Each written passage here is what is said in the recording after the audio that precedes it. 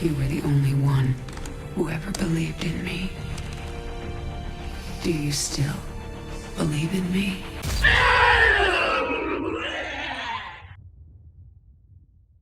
It's no secret that Kerrigan in the sequels is, Your people have killed billions of Zerg. But why is that? How did she go from the queen bitch of the universe to Your people have killed billions of Zerg? I'm pretty biased against the sequels writing, but I'm aware that Broodbore has issues too, so I'll try my best to keep things fair and balanced. I'm going to look at Kerrigan's entire story throughout the games, from Starcraft 1 to Legacy of the Void, and see where things went wrong.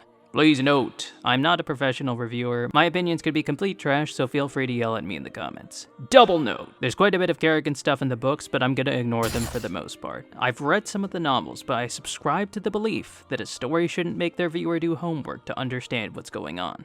Triple note, my laptop's a potato, so I kinda have to pull footage from other sources. Don't worry, I will try to credit them for once.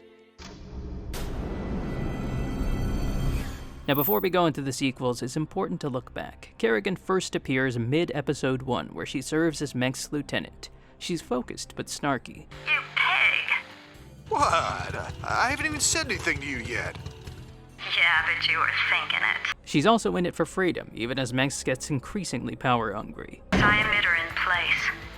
Just promise me we'll never do anything like this again.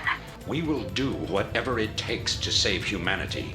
Our responsibility is too great to do any less. Despite the literal red flag, she continues to believe in Mengsk. Arcturus will come around. I know he will. Right up to the moment he stabs her in the back. We need immediate evac. Belay that order. We're moving out. The good lieutenant is presumed dead until she emerges from the chrysalis in episode 2. From the Confederacy to Mengsk to the Swarm, Kerrigan's entire life has been as a weapon for a higher power. Yet, there lies glimmers of her old personality. The greatness of her spirit has been left to her. She lets Raynor go despite having him dead to rights. Be smart. Leave here now and never seek to confront the Zerg again. Doesn't look like I had much choice. She clashes with her peers but remains dedicated to the cause. I will do as I see fit, and not you or any other Cerebrit shall stand in my way. And she gets beaten by a bunch of aliens. An illusion? Are you afraid to face me, Templar? So long as you continue to be so predictable, O Queen, I need not face you at all. You are your own worst enemy. It's a common complaint that Kerrigan is kind of dumb in episode 2. She rushes into battle against Khazadar, leaving her comrade Zaz open to assassination. But she only really falls for the trap once, not including the novels, and ultimately she's not really herself until the end of the game. In the end, despite these setbacks, she defeats Raynor, Zeratul, and Tassadar's armies handily before the invasion of Ire. There's no denying she's got a hell of an ego though. I am the Queen of Blades, and my stare alone would reduce you to ashes. Left behind to pursue the Protoss heroes, she doesn't show up again until the end of the game, when the Overmind's death grants her a new gift, freedom. So all in all, interesting, but not quite the Queen Bee we know and love just yet. Her experience throughout StarCraft 1 is as a slave, serving one cause after another, going from hero to villain to an unknown factor by the end of the story. Perhaps I was wrong to distrust you. Distrusting me was the wisest thing you've done since you climbed off your horse. A few moments later. Did warn you not to trust me.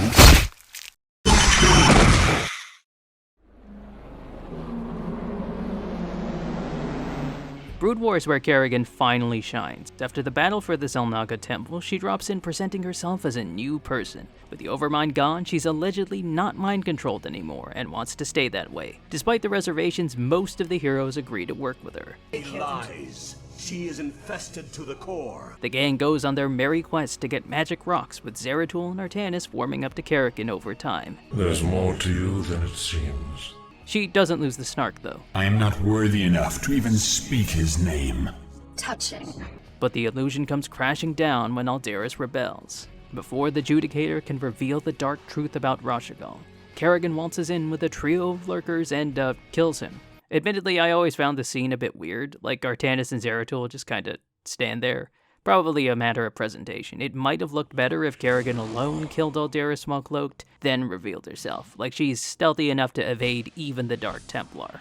Nevertheless, with the charade gone, Kerrigan leaves, boasting that the hero's efforts have only helped her weaken her rival Cerebrits. The Queen of Blades doesn't appear again until the end of Episode 5, where it's revealed she's Duran's leader and implied to be behind Mengsk's escape and the death of Stukov. Oh, and by the way, Admiral, your friend Stukov was twice the man you are. I'm glad you saved me the trouble of having to kill him. Episode 6 is all about Kerrigan's rise to power. With the UED having conquered the sector, she arranges an alliance with Raynor, Phoenix, and Mengsk. The heroes have their suspicions, of course, but they agree she's not as bad as the Directorate. If you ask me, she's completely untrustworthy. But so long as she'll help me retake Core Hall, I'll work with her. Shut up, Arcturus. Together they destroy the Psi Disruptor and free Core Hall from the UED. And yet again, Kerrigan reveals her true colors. She ambushes her former allies, massacring their armies and assassinating Duke and Phoenix. Phoenix's death leads to Raynor vowing he'll kill her one day. I'll see you dead for this, Kerrigan. For Phoenix, and all the others who got caught between you and your mad quest for power. Kerrigan denies that what she's doing is wrong, relishing in her revenge against the Protoss and Mengsk. Oh, come on, Arcturus. Did you really think I'd allow you to come into power again? You practically fed me to the Zerg on Tarsonis. You're directly responsible for the hell I've been through. Did you honestly think I'd let you get away with that? But despite her triumphs, she shows signs of exhaustion. Nevertheless, her plans continue. She attacks Shakuras, blowing up Tolometros and kidnapping Rajagal. This forces Zeratul to finally kill the second Overmind. But despite getting everything she wanted, Kerrigan continues her streak of being despicable. Of course. Rajagal, do you wish to return to your tribe? No, my queen. I wish only to serve you and remain at your side. In perhaps her worst act, she reveals that she took control of Rajagal before she ever came to Shakuras and used her to toy with Zeratul. Unable to escape with his matriarch, the prelate kills her to free her from the Zerg. I'll let you live because I know that from now on your every waking moment will be torture. With her enemies beaten, the swarm falls under her full control. In one of her most famous scenes, she proclaims, "You see, at this point, I'm pretty much the queen bitch of the universe. And not all of your little soldiers or spaceships will stand in my way again." In the final mission, she devastates the Dominion, Protoss, and UED forces above Char, cementing herself as the dominant power of the sector. Rather than allow Dugal to surrender, she lets him flee for the fun of it. Before I send the swarms after you, it'll be interesting sport to see how far you get before you die. The game ends with Kerrigan atop her throne, triumphant yet empty, as if all those sacrifices and deaths were pointless in the face of a greater threat. So why am I walking you through all this? You probably know all these events at this point. It's to convince you that she's crazy and she needs to go down. There is no saving Kerrigan at this point. She's repeatedly committed horrible acts throughout the entire game for the sake of power and revenge. Now, how free Kerrigan is during Brood War is up for debate. You don't even know what you're talking about, Jim. The infestation's clearly messing with her mind, but ignoring the later retcons of Amon, she's the freest she has ever been. She's no longer a slave of the Confederacy, Mengsk, or the Overmind, but she still chooses to kill and torture for her own gain. She is absolutely despicable. And I love it. I love how manipulative and evil she gets over the course of the game. Now, many of her wins do rely on her enemies being kinda dumb, but this is the Kerrigan video, and Kerrigan herself is entertaining throughout her time on screen. Clean, simple, devious. I like it. In contrast to later games, we only control Kerrigan directly during the 4th Protoss mission. Throughout the rest of Brood War, she's always working behind the scenes. Back then, she wasn't just a purple Super Saiyan. She was intelligent and cutthroat, capable of outwitting the greatest minds in the sector to become the top dog. Despite her immense power, the game creates the hope that she'll get her comeuppance. We don't know how, but something will bring her down. Raynor promises to kill her. Artanis vows the Protoss would never forget her treachery. Mengsk says he'd be waiting for her to screw up. Zeratul says she'd regret letting him live. Even Duran works against her to create the hybrid. Ever since I was a kid, I loved Kerrigan being a villain, but I also hoped that justice would prevail, that one day the Queen of Blades would fall.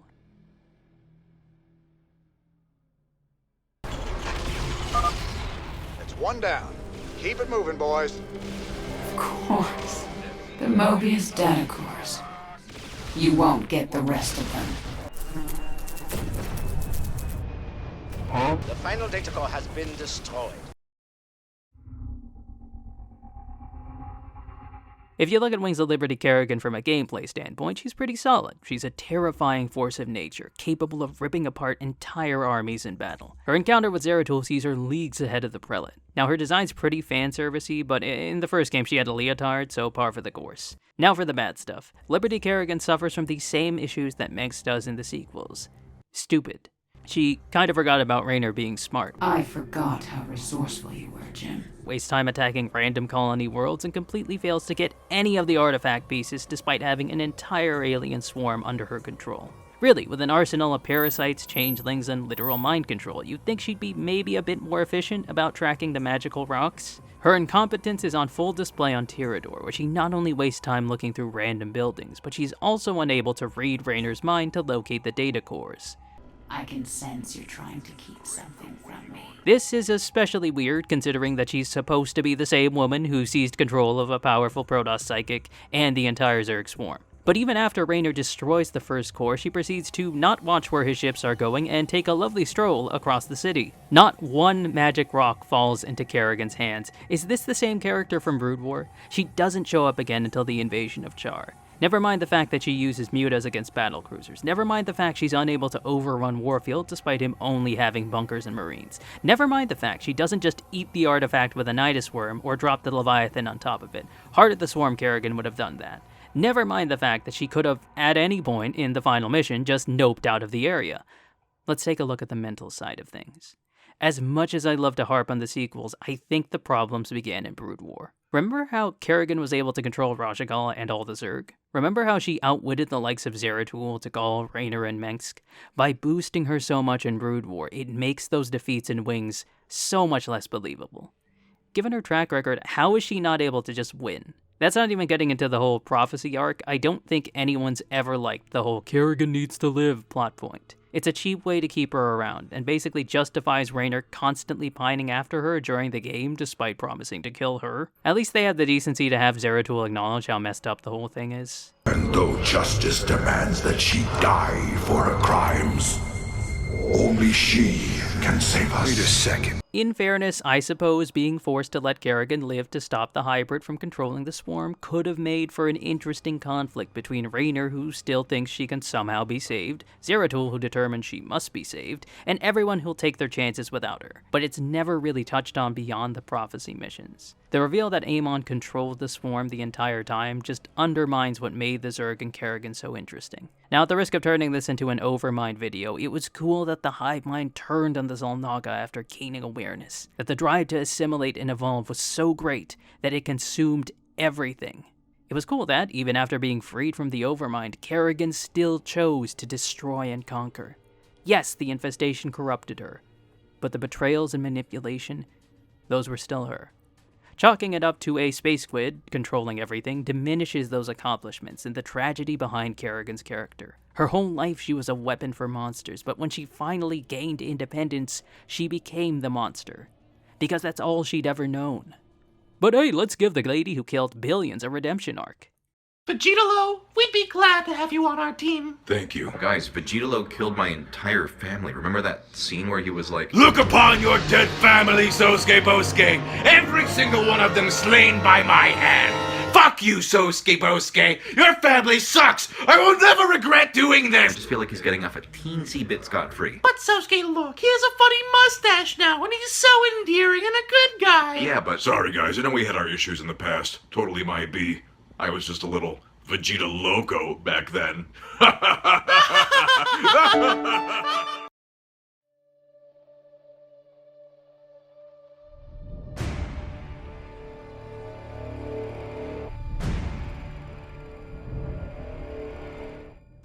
Oh boy.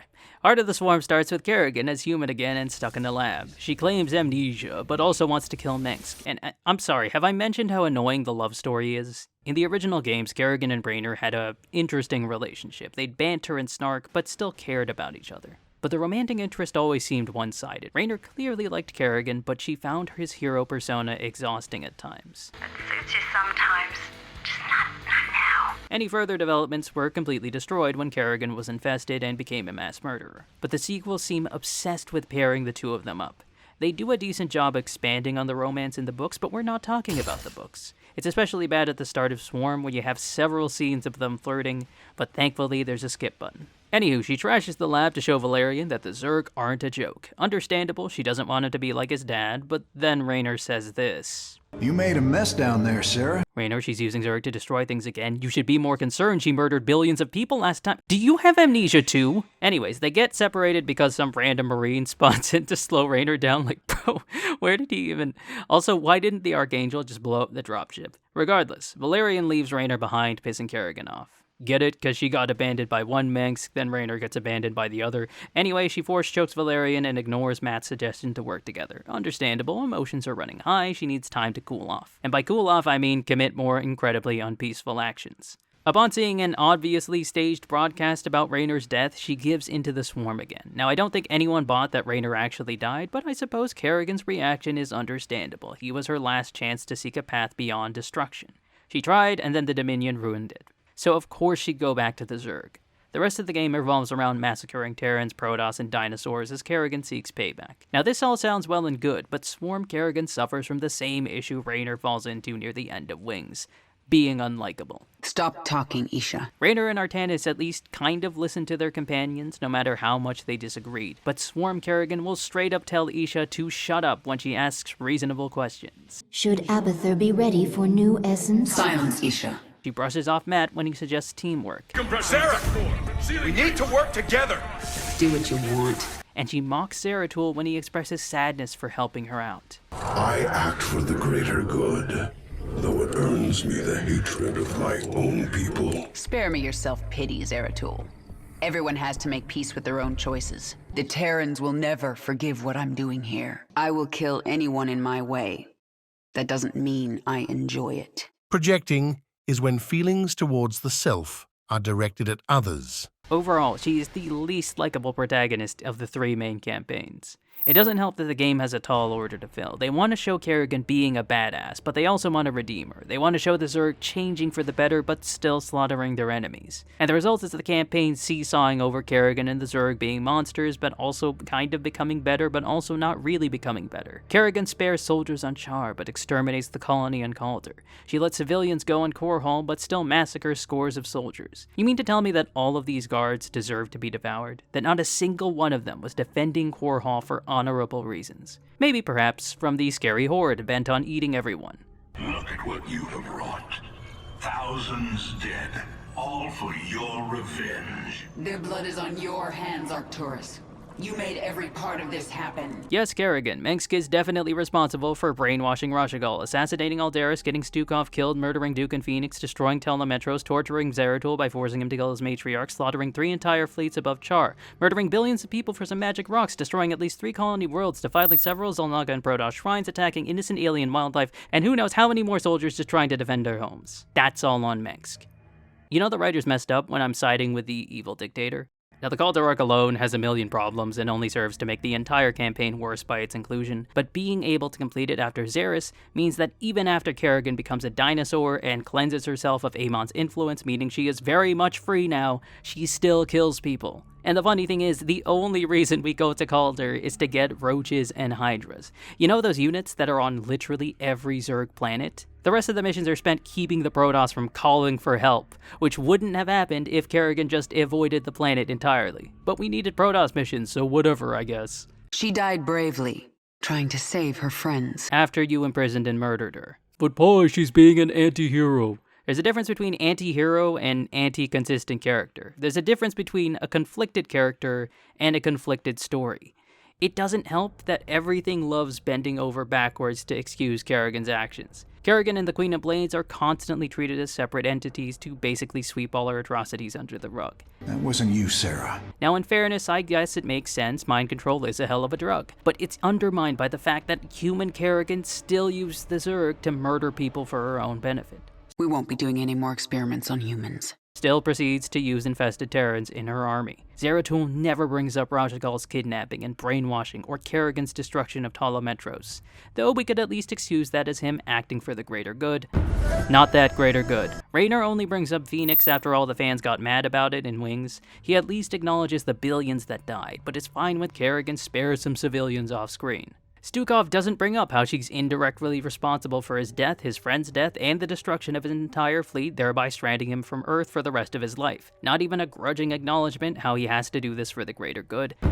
Not that greater good. Yes, Kerrigan was under mind control for a good chunk of her life. Perhaps I'm misinterpreting what the story showed, but Brood War gave the impression that with the Overmind dead, Kerrigan was free to choose her own path. And the path she chose was to reject her old ways and pursue power regardless of who got hurt. Then Wings and Swarm would have us believe she was still mind-controlled and without any agency over her actions, at least until she becomes a dino. Are you the equal of Amon, who once controlled you? He never controlled me. I felt an influence. Sorry, influenced. How much more interesting would it be if Raynor was wrong? If after the Overmind died, it wasn't the infestation or Amon that made Kerrigan kill all those people. It was her. Yes, they played a role, but only by preying on her worst instincts. Remember what the Overmind said. The greatness of her spirit has been left to her, that the swarms might benefit from her fierce example. Her bloodlust? Her thirst for power? That's her. Because a villain who actively chooses to serve her own interests is far more interesting than Shadow God made me do it. Ultimately, her redemption arc doesn't feel earned. She gets what she wants without any real consequences. She still murders hundreds, if not thousands of soldiers, all for revenge. She still kills Mengsk without losing Raynor. Okay, she spares some civilians and wounded off-screen, but it's a cold comfort for the billions of others she consumed. Also, I forgot about her new design. It's just purpler Kerrigan, not particularly interesting. Also, she flies now. It's super dumb. Moving on.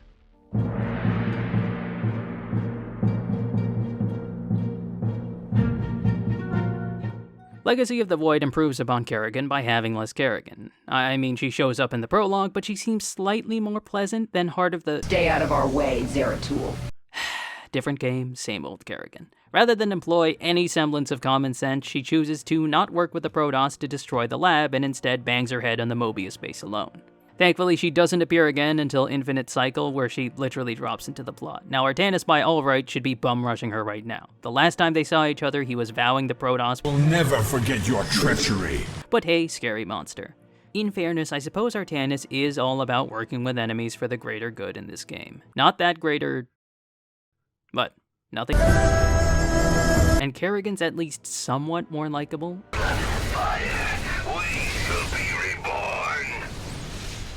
These people are maniacs. Yes, Kerrigan, getting brainwashed will do that to you. I understand you have some experience in that field. We must slay them all. I think I'm starting to like you, Artanis. I suppose she got some nice banter with Artanis, if we completely ignore everything she did in Brood War, Wings of Liberty, Heart of the Swarm. Okay, Pi, stay focused, you're almost done. Anywho, she finally works with the Protoss to beat Amon. She doesn't reappear again until the epilogue, where...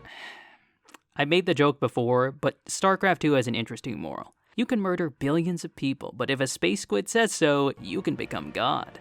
That's right, Kerrigan goes Super Saiyan. Why? Okay, enough negativity. Putting aside the wonky writing, if we focus solely on Xel'Naga Kerrigan from a design standpoint, she's also terrible. She looks like a discount Phoenix Force. She looks like a Diablo 3 character. She doesn't look like she's from StarCraft. She looks lazy, tacked on, just like this paragraph. Also, all respect to her voice actress, Trisha Helfer, but Kerrigan kind of sounds constipated whenever she shouts. Anywho, the entire final mission is Kerrigan blowing up magic rocks. Riveting. I choose something different. I choose freedom. It's kind of ironic she says this in a scripted cutscene, like we don't even get the pleasure of beating Amon ourselves. Amon video win. Anywho, Kerrigan disappears, but maybe ascends Raynor too. I'm of the camp that Raynor got drunk and just went into the desert, but that's just me. So the end of Kerrigan's story is pretty hollow. They repeatedly emphasize that she'd face justice for her crimes after Mengsk and Amon were beaten. Even Ira does a fake out where she makes the ultimate sacrifice to stop the bad guy. That there will be a brighter future, but she won't have a place in it. But if Raynor isn't deluded or drunk, Kerrigan ends the series with everything she ever wanted: freedom, power, and love. Sure, she's implied to be making new life on planets, but after everything she's done, does that really make up for all the suffering she caused? You be the judge. Quadruple note, I'm not a professional writer. My suggestions could be complete trash, so feel free to yell at me in the comments. So what were the biggest problems with Kerrigan?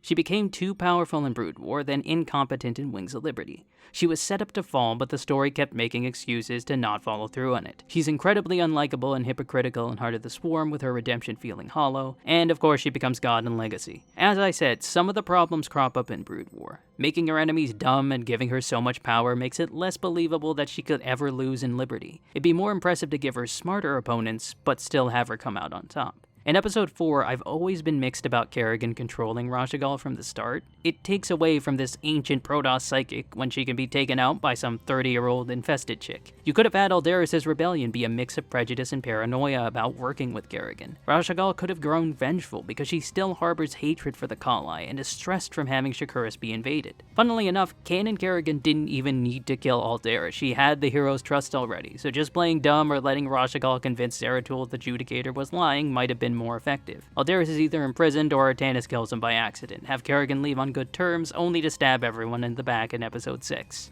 Episode 5 is more loosely connected to Kerrigan, but she at least officially is Duran's boss, so she maybe had a hand in his actions with the UED. His betrayal makes the captain look like a jerk and Stukov look like an idiot for not saying anything because it's so obviously staged. It also makes Dugall look like an idiot for not asking Stukov about his plans. Sorry, sir, but it seems your signal's fading out. Now, as funny as Duran's delivery it is, it might have been better to have him give a convincing speech that his forces were being overrun rather than deliberately moving out of position. It'd be ambiguous and possibly plant seeds of doubt about Duran's loyalty. As Professor Grant said, Episode 5's too short. An extra mission showing Stukov's growing suspicion of Duran, perhaps a bit of tension between him and Dugall, would lead to his discovery of his infestation or even parasites infecting the Directorate crew. It might be a good incentive not to speak with anyone beyond his personal guard. His attempt to rebuild the Psi Disruptor would be to expose the infested within the fleet. Instead of immediately having the objective in Patriot's blood be killing Stukov, it could be simply to arrest him. You'd only start shooting his men when an infected soldier sabotages negotiations. After you reach Stukov, Duran would shoot him and decloak before he could reveal the full truth.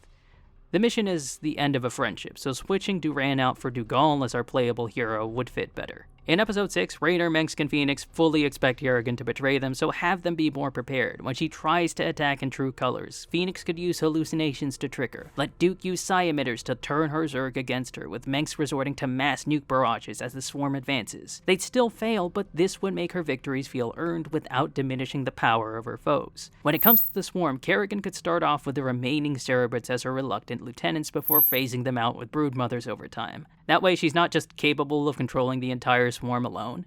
These nerfs to her and the buffs to her enemy would hopefully make her defeats in Liberty a bit more believable.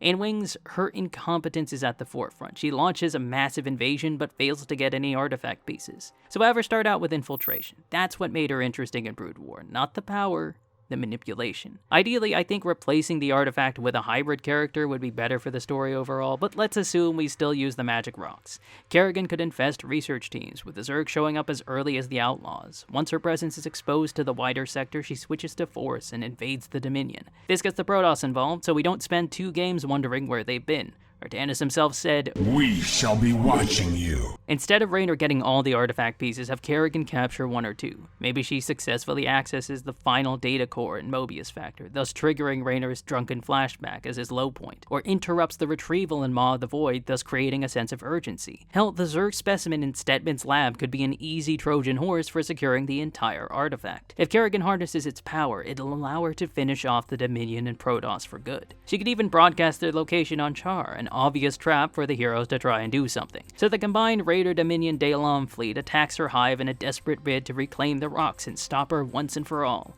Despite heavy casualties, they reclaim the stolen pieces, with the Protoss cutting off Kerrigan's escape route in high orbit. This leaves the Raiders and Dominion to hold the line as the artifact charges his energies, allowing them to finally defeat her. Within the bowels of Kerrigan's hive, Raynor confronts the fallen queen. Accompanied by Tychus, Artanis, and Zeratul, they gaze upon what's left of Kerrigan. No longer Zerg or human, but a charred, breathing husk. Artanis demands justice, while Zeratul brings up the prophecy. Tychus scoffs and asks Jim what they should do. Raynor looks one last time into Sarah's eyes. With a mix of anger and pity, he draws his revolver. For Phoenix.